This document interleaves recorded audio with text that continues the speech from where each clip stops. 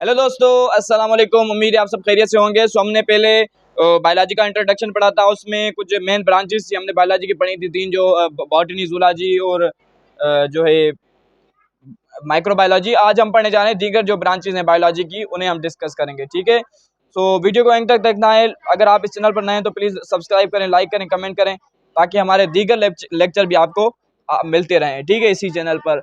और आप इसी चैनल पर बायोलॉजी, केमिस्ट्री, फिजिक्स तीनों सब्जेक्ट नाइन्थ के पढ़ सकते हैं। और आज हम पढ़ने जा रहे हैं ब्रांचेस ऑफ बायोलॉजी। ठीक है, सबसे पहली ब्रांच हमारी जो है मार्फोलॉजी है। मार्फ का मतलब क्या होता है? फॉर्म। ठीक है, मार्फ का मतलब क्या होता है? फॉर्म। ठीक है, यानी इसके अंदर हम फॉर्म यानी ऑर्गेनिज्म जो है उसके लफ्ज से मालूम होता है कि कुछ फॉर्म वगैरह, कुछ शक्ल वगैरह के बारे में पढ़ेंगे। तो डेफिनेशन पर आते हैं कि स्टडी ऑफ एक्सटर्नल, क्या?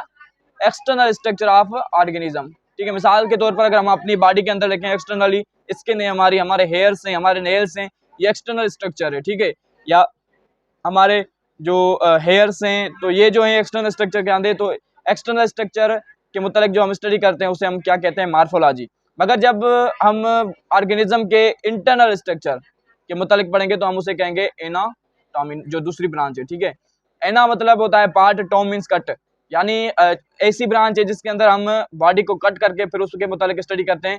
तो स्टडी ऑफ इंटरनल स्ट्रक्चर, इसके अंदर हम इंटरनल स्ट्रक्चर, मिसाल के तौर हमारी हार्ट है, हमारे लंग्स हैं, हमारे जो बोन्स हैं, जो बॉडी के अंदर हैं, उनके अंदर उसकी जो स्टडी करते हैं हम उन्हें एनाटॉमी कहते हैं। इसी तरह प्लांट्स के अंदर इंटरनल स्ट्रक्चर होती है, उसके अंदर जाइलम टिश्यू होते हैं, फ्लोएम होते हैं, जिनके और दूसरे एपिथेलियल टिश्यूज होते हैं वगैरह जो होते हैं।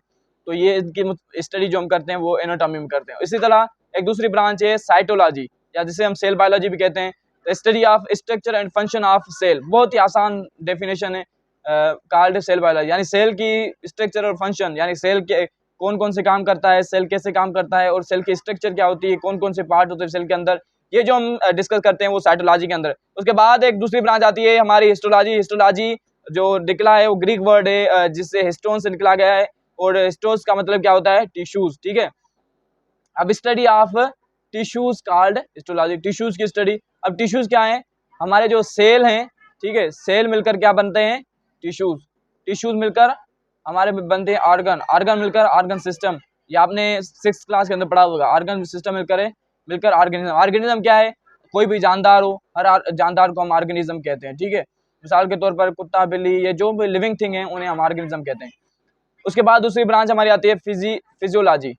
ठीक है, फिजियोलॉजी के study of function take place in organism, यानी इसके अंदर हम जो बॉडी के अंदर फंक्शंस होते हैं, मिसाल के तौर पर डाइजेशन है, ठीक है, रिस्पिरेशन है, उसके जो स्टडी हम करते हैं, function take place in organism, उसे हम किस? फिजियोलॉजी की स्टडी, यानी सेल की स्टडी को साइटोलॉजी, टिश्यूज की स्टडी को हिस्टोलॉजी, और जो हमारे ऑर्गन और ऑर्गन सिस्टम की स्टडी हम उसे क्या कहते हैं? फिजियोलॉजी। ठीक है, ये तीनों आसान ब्रांचेज हैं। उसके बाद एक बहुत ही अहम ब्रांच आती है जिसे हम जेनेटिक्स कहते हैं। क्या? जेनेटिक्स। ठीक है, जेनेटिक्स क्या है? ये जेनेसिस से लिया गया है। जेनेसिस का मतलब है ओरिजिन।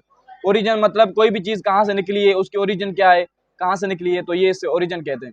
अब स्टडी ऑफ हेरिडिटी, ठीक है, यानी जो खासियतें हैं जो वालिदैन से जो उनके ऑफ स्प्रिंग है, औलाद है, उसकी तरफ मुंतकिल होती है, उसे हम हेरिडिटी कहते हैं। ठीक है, the transferring of characters from parents to offspring, यानी इसके अंदर जो वालिदैन से अपने ऑफ स्प्रिंग है, औलाद है, उसकी तरफ जो कैरेक्टरिस्टिक मुंतकिल होती है उनकी स्टडी करते हैं। कौन कौन सी जो है कैरेक्टरिस्टिक वालिदैन से औलाद की तरफ जो है मुंतकिल होती हैं। ठीक है, उसके बाद एक दूसरी ब्रांच है हमारी जिसे हम कहते हैं टेक्सोनॉमी।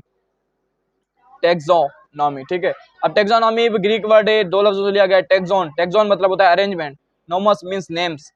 अब study of classification of organism, जानदारों को हमने मुख्तलिफ क्लासेस के अंदर तकसीम किया। मिसाल के तौर पर एक एनिमल्स हैं, एक प्लांट्स हैं, एक इंसेक्ट्स हैं, ठीक है, एक बर्ड्स हैं, एक फिशेस हैं, यानी डिफरेंट ग्रुप्स में। कलेक्टिवली तो हम उन्हें क्या कहेंगे? ऑर्गेनिज्म, सब ऑर्गेनिज्म में, मगर उन्हें हम क्लासीफाई करते हैं, मुख्तलिफ नेम्स देते हैं। ठीक है, मुख्तलिफ अरेंजमेंट है उनकी, तो उन्हें जो स्टडी कौन सी ब्रांच में हम पढ़ते हैं, ये हमारी आती है टेक्सोनॉमी। ठीक है, उसके बाद दूसरी ब्रांच है डेवलपमेंटल बायोलॉजी या एम्ब्रियोलॉजी। अब एम्ब्रियो जब हमारी हम अपनी माँ के पेट पे होते हैं तो एक जो मरहला आता है उसे एम्ब्रियो कहते हैं। यानी पहले तो हमारा जो स्पर्म और एग मिलते हैं, माँ का जो सेल होता है उसे हम एग कहते हैं, और बाप का जो सेल होता है उसे हम स्पर्म कहते हैं। ये दोनों मिलते हैं तो हमारा बनता है जायगोट। जायगोट बाद एम्ब्रियो बनता है, ठीक है। एम्ब्रियो की जो स्टडी होती है, स्टडी ऑफ फॉर्मेशन, ठीक है, formation and development of embryo, यानी एम्ब्रियो की डेवलपमेंट और उसकी जो फॉर्मेशन है उसमें वो कौन सी ब्रांच में हम पढ़ते हैं, उसके अंदर उसके लिए एक और अदर ब्रांच है, उसे हम एम्ब्रियोलॉजी कहते हैं, ठीक है। और वो एम्ब्रियो किस तरह बनता है, वो किस तरह बढ़ता है, किस तरह फूड हासिल करता है, ये हम डिस्कस करते हैं डेवलपमेंटल बायोलॉजी या एम्ब्रियोलॉजी में। उम्मीद है आपको बातें समझ में आ गई होगी। अगर बातें समझ में आ गई हैं प्लीज़ सब्सक्राइब करें, लाइक करें, कमेंट करें, शेयर करें, बेल आइकन को दबाएं ताकि हमारे दीगर लेक्चर आपको मिलते रहें। वस्सलाम।